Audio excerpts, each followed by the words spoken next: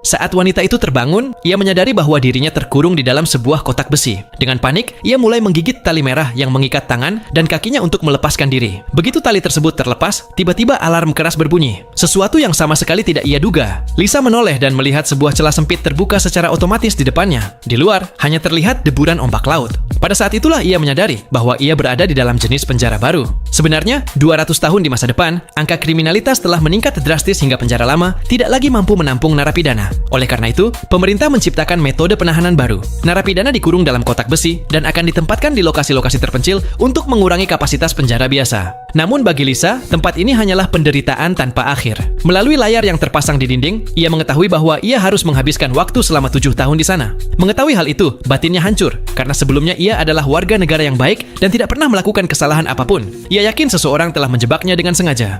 Karena terkurung di dekat tebing laut, mendapatkan makanan pun menjadi sangat sulit. Keesokan paginya, celah kecil itu terbuka lagi. Lisa bangkit dengan susah payah dan berdiri sambil memegang mangkuk, berharap akan mendapatkan makanan. Namun tidak ada jawaban, karena petugas pengantar makanan belum tiba. Merasa diperlakukan tidak adil, Lisa memutuskan untuk mencoba menyelamatkan diri. Tiba-tiba matanya tertuju pada beberapa tiang yang terpasang di bagian atas. Ia mencoba menyentuhnya dengan hati-hati, namun ia justru terkena sengatan listrik yang kuat. Terpaksa ia mencari jalan lain, lalu ia melihat sebuah tuas di bagian bawah.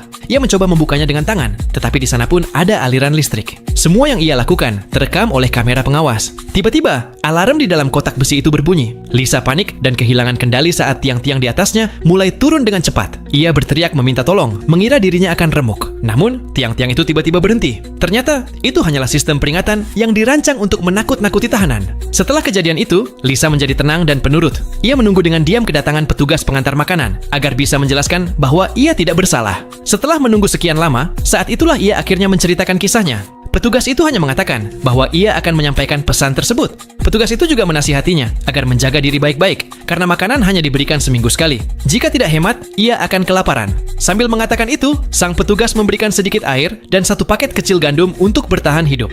Petugas itu pun tampak tidak berdaya, karena keputusan mengenai jumlah pasokan makanan bukanlah wewenangnya.